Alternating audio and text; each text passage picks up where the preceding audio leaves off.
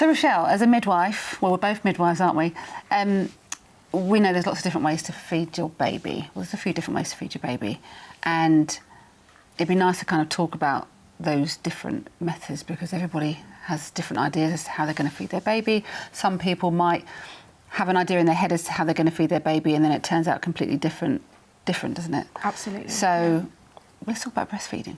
Yeah. Because I guess that's the thing that a lot of people think about first. Not everyone ends up breastfeeding, but so with breastfeeding, we will kind of support mums, through their pregnancy, talking about it, and then if that's what they want to do, and then help them once they've had their babies. But we know that it doesn't always go to plan. Yes, of course. Yeah.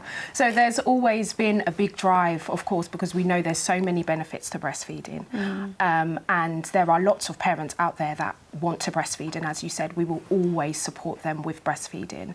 But that's not always an option for every single parent out there.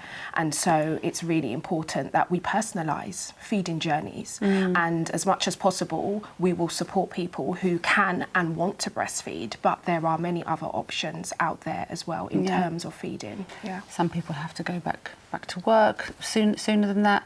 Some people find it tricky as well. Yeah. And what a lot of people don't realise, they sometimes think that it's either breastfeeding or formula and that's it. But often people won't look at the possibility of doing both. Yeah.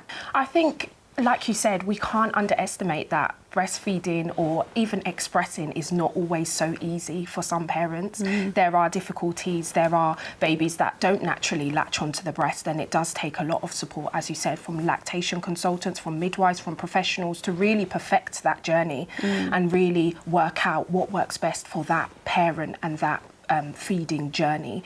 But I think for those who do want to give formula or, as you said, express breast milk, that is an absolutely good option as well. And the combination feeding is really fantastic because it means that you can allow another parent or someone else, a friend, a family member, to take over that feeding as well.